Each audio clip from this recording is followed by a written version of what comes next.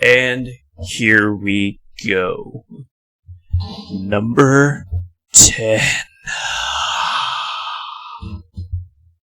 Darkness falls upon the realm, but here is born Leon the Metal, warrior's legend to adorn.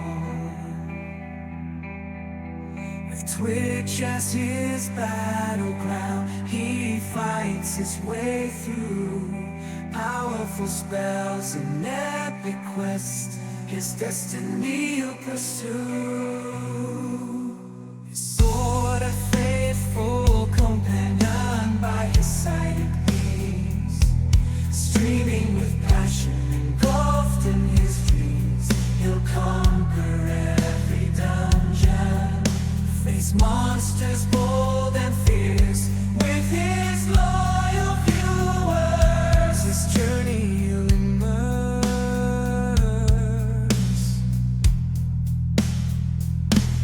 Leo, the ultimate Final Fantasy channel we admire, guiding us through worlds, setting our souls on fire.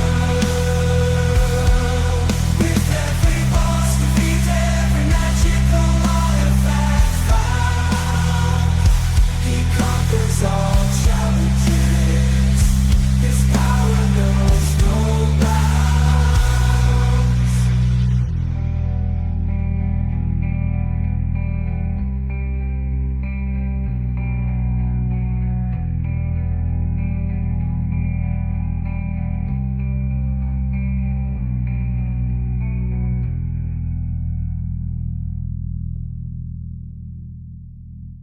So besides my top 3, my top 10 was really, I really had to think about this. You know, I feel pretty good about this list here. So this is where it gets really difficult for me with my top 10 and everything, because even though there's nothing wrong with these top 10 games, it's really just I guess just a matter of preference, you know. I would always think about like, well, would I want to play this more than this, or this more than this, you know, or something like that. And it's difficult. Number 10 for me would be Final Fantasy 16.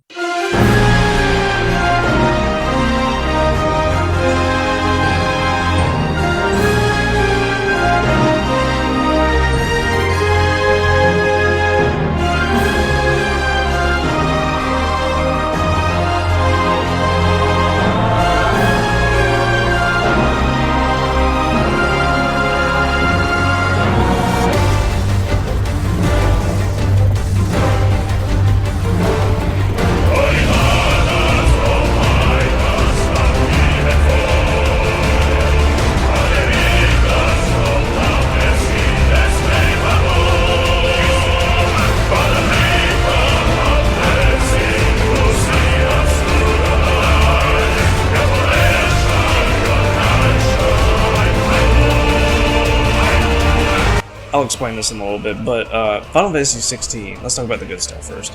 Final Fantasy 16 has a great story, great fucking graphics, great everything, just everything. But it does also have a couple bad things. Final Fantasy 16's side quests they actually suck. They do. Final Fantasy 16 side quests is just dialogue and fighting. That's really all it is. There's no variety to it, and the side quests, the dialogue with the side quests, there's nothing wrong with it. It's just it can drag on. It can be very long, and it's just boring. And it doesn't make you want to like engage with the person, you know, like you normally would. It just makes you want to skip the cutscenes and everything, and just be like, okay, let's just get this done. Let's just get this over with. Yeah, you gotta do this, Yeah,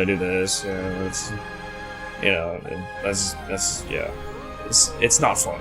It isn't. There's also a thing with the combat of Final Fantasy 16. The combat of Final Fantasy 16, while it is a lot of fun, Especially when things go right, it can be a hell of a lot of fun. But my issue with it is that our beginning icon abilities are like the strongest, and while the later ones have very cool animations, they're actually weaker than our beginning icon abilities. And to be honest, I don't like that. I think it should be the other way around. I think you should start out weak and then get stronger as you get more icons. Because I kept on using the same icon abilities, I think it could get a little repetitive. However, one of the best things about Final Fantasy 16 is the fucking icon fights. The icon fights are fucking unbelievable. It is like one of the best boss fights in like Final Fantasy history. It really is. Don't get me wrong, like I said, everything is just so fucking great about that game. It was just those things that just like did not, like, the side quests are not worth it. Not at all. So, my number 9. My number 9 would have to be Final Fantasy 12.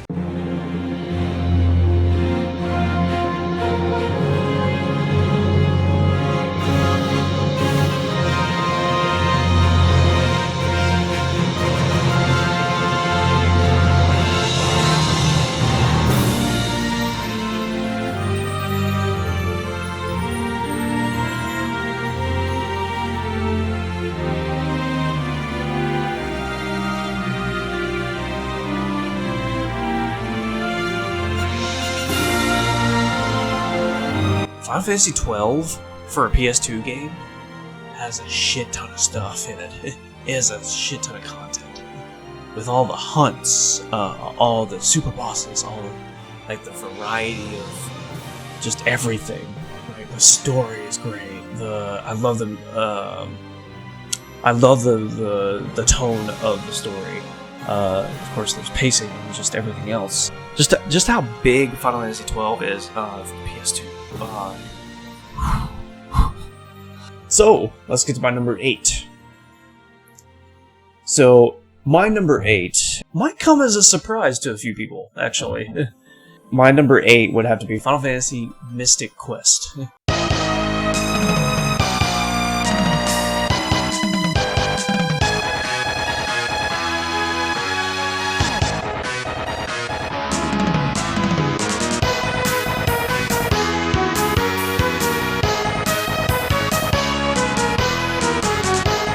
I played Mystic Quest for the very first time on stream, actually. I think it was during Season 1 of my stream.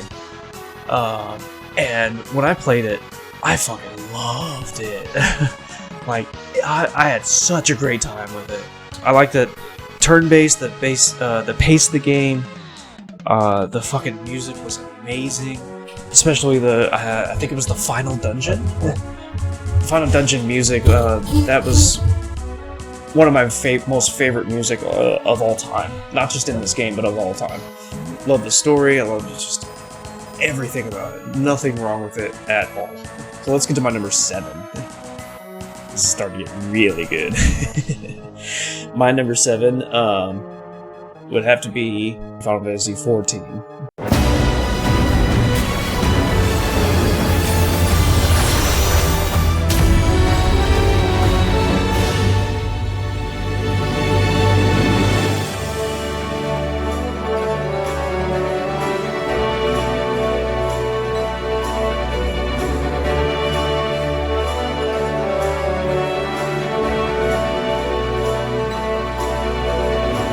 This isn't really a fair rating. It's a little bit fair, but it's also a little bit not fair because I haven't finished it.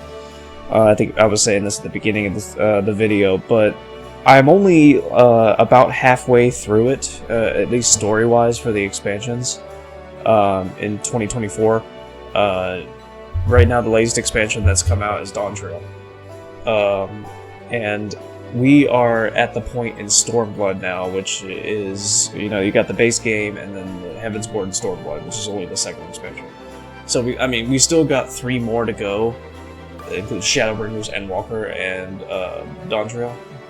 So, like I said, it's not really a fair rating for me to give, but I wanted to put this into the list. Me playing Final Fantasy XIV with Tim, it's been a lot of fucking fun. It really is. One of the best times I have playing with him. And of course other chat members that have joined us as well during this adventure. My rating might change after we finish the last expansion. There isn't really much more to say about it. I mean, it's a great fucking MMO. It really is. I mean, I have no problems with it. So, my number 6. This actually might come a little bit of surprise to some people too, but maybe not. My number 6 goes to Final Fantasy XIII Part 2.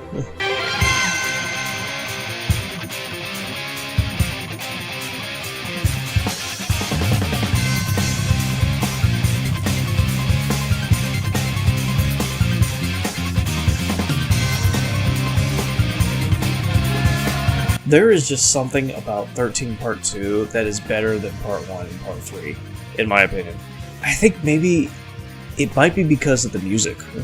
I mean, it's got and the situation of the story. It's like a time travel kind of game, and the fact that you can travel at any time. Go back and forth, do some stuff here, do some stuff there, and everything. You can just go all over the place. There's secrets, of course, super bosses, it's just everything about it. My opinion is it is one of the best Final Fantasies ever. It really is. And now, we are getting to our top 5. Duh, duh, duh. Okay. Now, our number 5. Number 5, for me, would have to go to Final Fantasy VII Remake.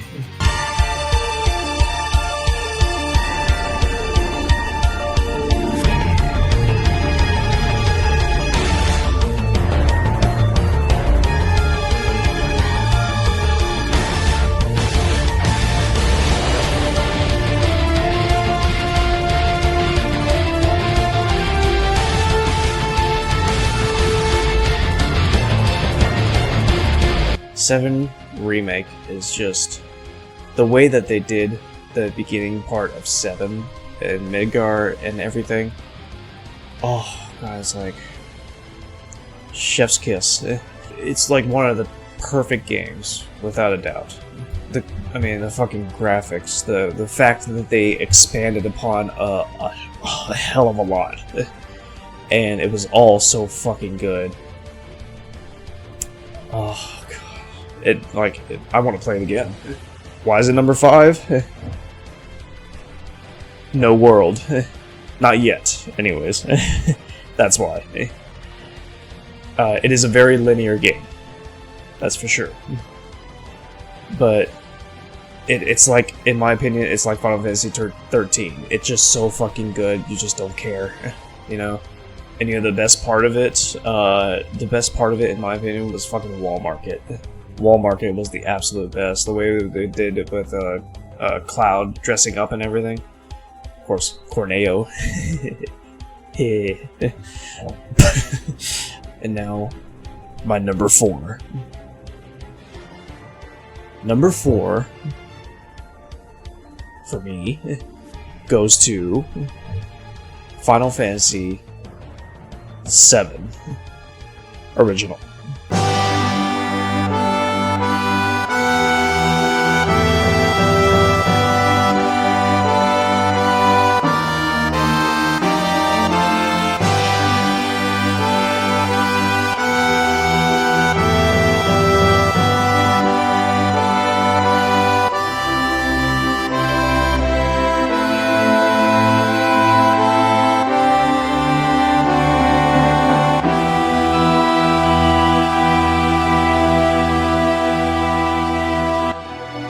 actually, a lot of people might be thinking, you know, because this is most everybody's #1 favorite. A lot of people might be thinking, like, why is this not my #1?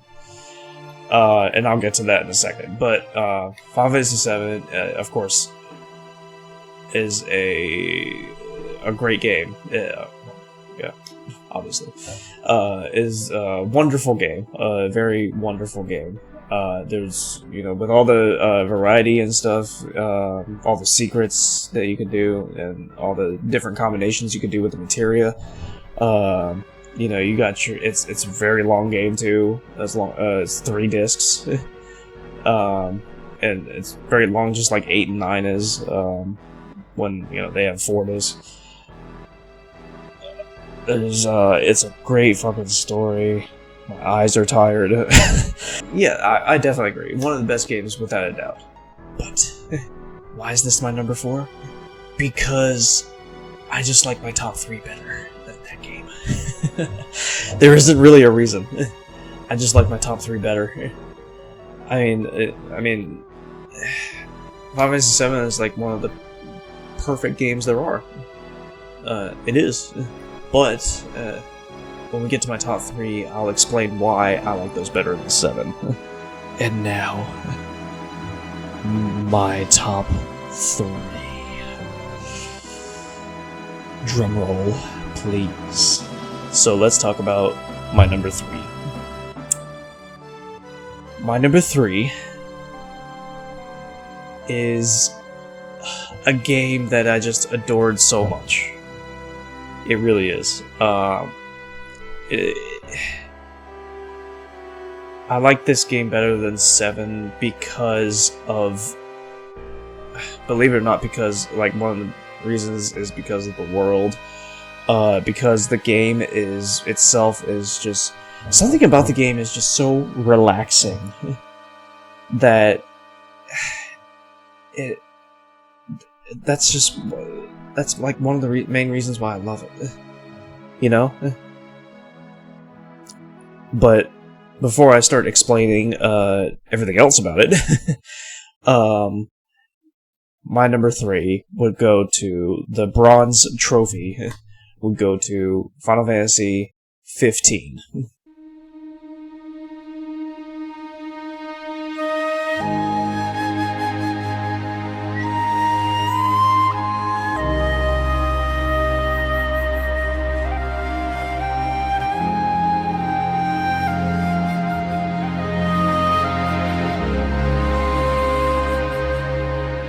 Final Fantasy 15 has everything that you could want in a video game. That's, I mean, it's like Final Fantasy 7. It has everything that you could want. Maybe the one exception that I've heard from other people is that most of the places that you visit are just gas stations. There isn't really any variety in towns or anything. With the exception of Lestalem and Altissia, of course, but to be honest, I don't care. Despite that, it's Final Fantasy 15. When I first played it, I just fucking adored it. I mean, this is not really Final Fantasy VII's fault. I mean, because it was just a product of its time. But I like a world where it's or just everything that looks like it does in Final Fantasy 15, you know? Where you can travel through it, you can actually feel like you're going through the world. You know what I mean?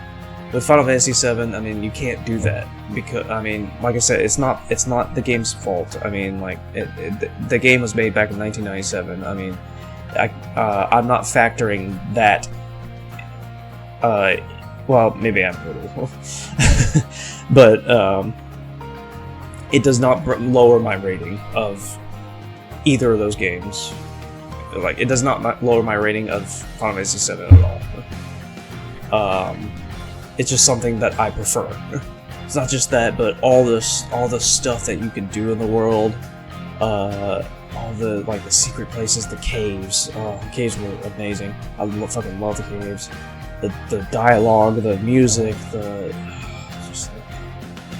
Final Fantasy 15 was just a game where it was just a world that you could do stuff in, and like I said, it was very relaxing.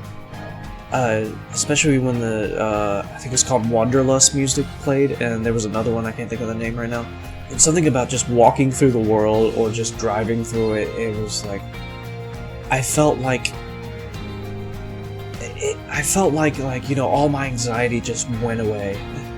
You know, it was it is one of my most favorite games of all time. It really is. And of course, you know, everything else about the game, the story, the combat, the different places you could visit, like I said, the variety and everything. It was, I think Final Fantasy 15 is just one of the greatest. And I really hate that it got a lot of hate. To be honest, I do not understand why. I've heard the reasons. I've seen the reasons on the internet or just other stuff like that. I've seen people say that they didn't like the story, and I'm just like, what are you talking about? You know, I've seen some people say like there was nothing to do in the world, you know, and I'm just like, what are you talking about? You know, there's a shit ton to do in the world. Some people have said like the characters, and I'm like, what are you talking about? And other people have said other stuff about the game, and I'm like, I just said the same thing. What the fuck are you talking about? The Final Fantasy 15 is one of the greatest games of all time. It really is. I do not know what you guys are talking about. Now, let's talk about my number 2. My number 2 Final Fantasy is even better than 15. It is... I mean, this is one game that probably everybody would agree with me on this one.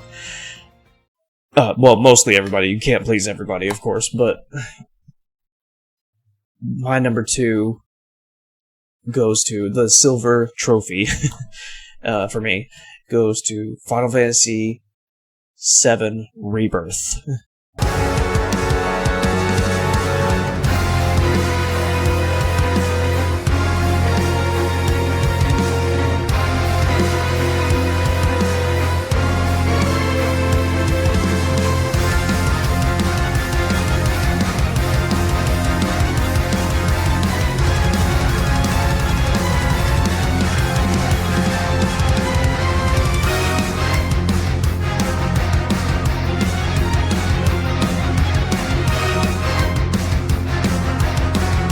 Final Fantasy VII Rebirth is everything that I explained in Final Fantasy 15, but it's even better.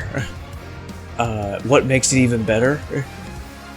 The variety of towns, for one. That's actually one of the things that I do agree with. Like, I can see their point.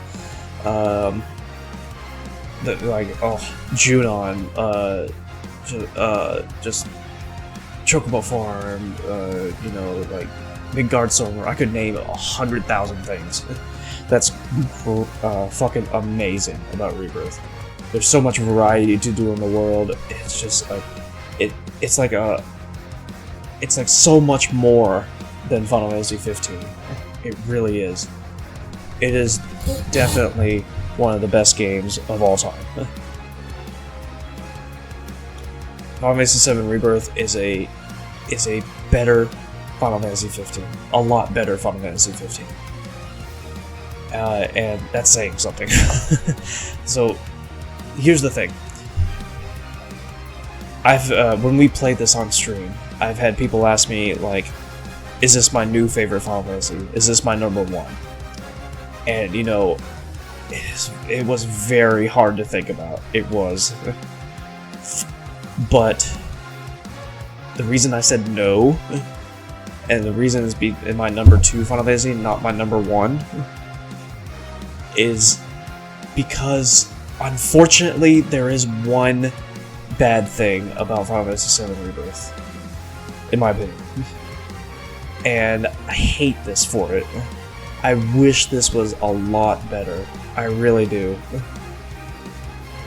I mean, everything else about Final Fantasy VII Rebirth is just so goddamn good. I mean, it's like, it's perfect. You can't make it any more perfect than this. But unfortunately, the one bad thing about Final Fantasy VII Rebirth is the fucking Shinra Mansion. I was very much looking forward to the Shinra Mansion, just like I was looking forward to everything else about Final Fantasy VII Rebirth. Final Fantasy VII Rebirth is like it's like 7 Remake, you know, like they expanded upon so much more of the content, of the original content of Final Fantasy VII. And the fact that they were able to do it and make it work for Final Fantasy VII Rebirth, oh, that's something special. That really is. It's something fucking special. But the Shinra Mansion, man.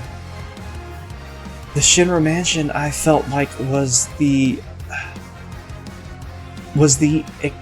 exception to the effort that they were putting into the rest of the game. Like, they put so much time and effort, and they made the game they made everything in the game with a whole lot of love and compassion and just whatever the synonyms for those are. But it's like the Shinra Mansion was an exception, you know? And I don't know why. I don't know why. The Shinra Mansion, I mean, you guys could probably see this on my playthrough as well, and I explain why I hate it, but there's no... in the original Final Fantasy VII, for anybody that doesn't know, you have a mansion, and the mansion has a lot of rooms that you could go to.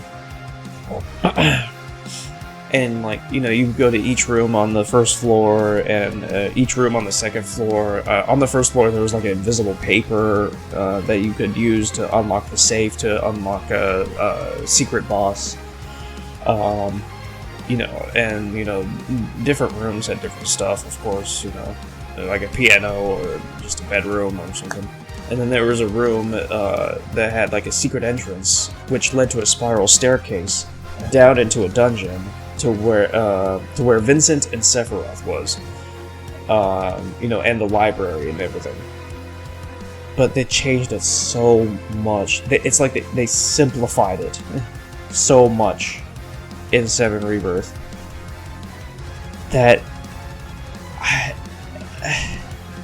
I fucking hate it. I do not like it at all. It's like the one thing that is like, I just ask, why? Why did you do this? You know?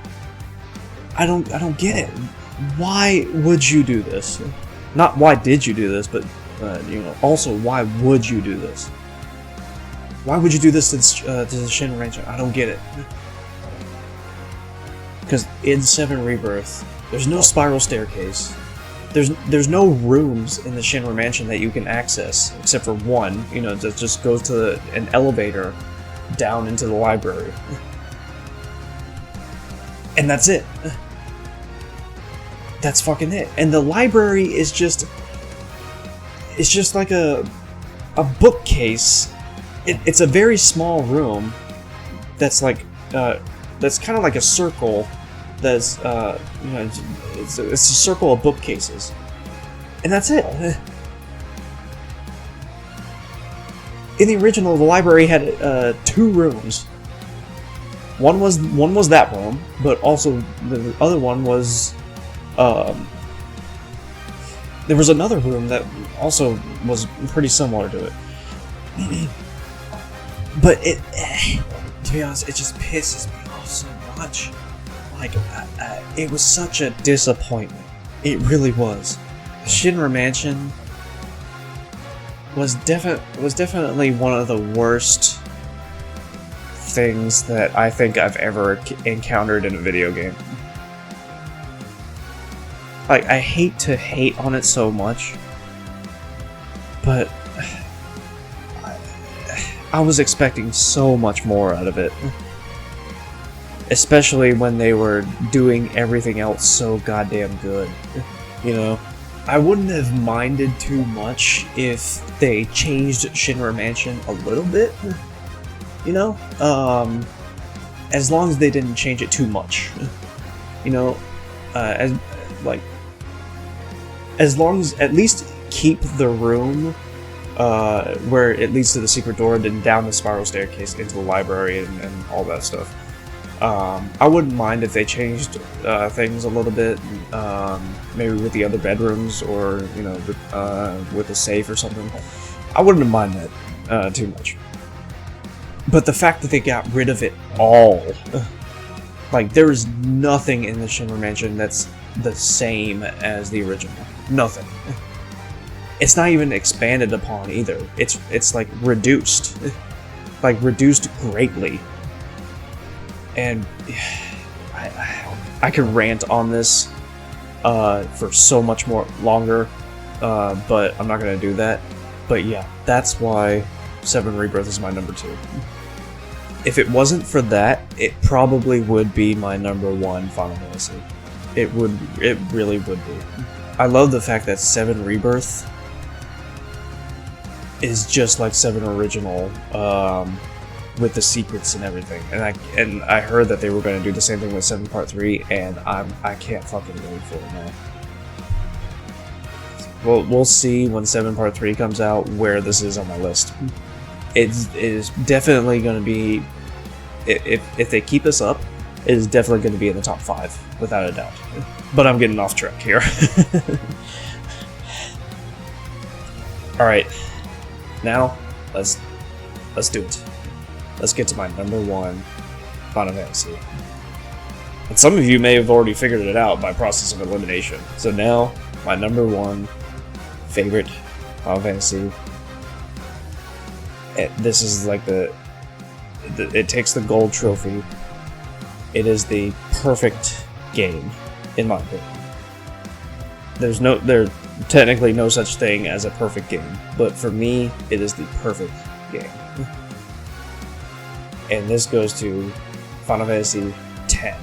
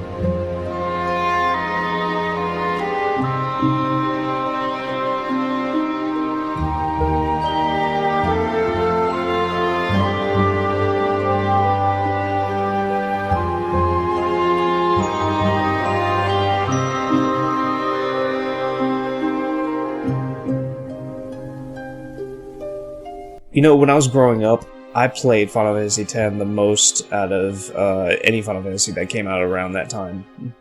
Like Final Fantasy 12 or, you know, or even the older ones. But Final Fantasy X, what really, I mean, besides everything being perfect, what really makes Final Fantasy X such a great-ass game is, in my opinion, the voice actor James Taylor. He voice acts Titus. You know, if it wasn't for that voice actor, I don't know where this would fall on my list, you know? It's not just him, of course. I mean, all the other voice actors are fucking great in this game. I mean, the story, the music, the, you know, just everything about it. I could keep on repeating it, but everything about it. Final Fantasy X has got everything that you would want in a video game. The only thing it doesn't have is a world, but... I mean, well, technically it has a world, but I'm talking about, like, you know, a world in a sense like Final Fantasy 9 or 8 or, you know, stuff like that. But, to be honest, this is also a situation where I don't care. Because it's such a great-ass game. It doesn't need a world. It doesn't. There are just some Final Fantasies that don't need a world to make it great. I mean... Yeah, I mean, don't get me wrong, it would make it even better, for sure, but, like, it's, like, when you're playing the game, you don't even think about it, you know? I mean, you don't even need a world. It's not necessary. We're just gonna say this about Final Fantasy X. I love it. It is my #1 favorite Final Fantasy. It is the best game of all time, in my opinion. And that's it. I mean, for anybody that has played Final Fantasy X, y'all probably know what I'm talking about, even if it's not your favorite Final Fantasy. But for anybody that hasn't played Final Fantasy X, go play it. Seriously, go play it, especially if you're a fan of turn-based RPG. Also, one of the greatest things about 10 is just the story, especially the ending. I'm not going to spoil anything, but yeah, it's perfect. It's perfect. Everything is perfect in Final Fantasy X. There's nothing that is not perfect about it. Nothing. You know? It's just everything. Everything!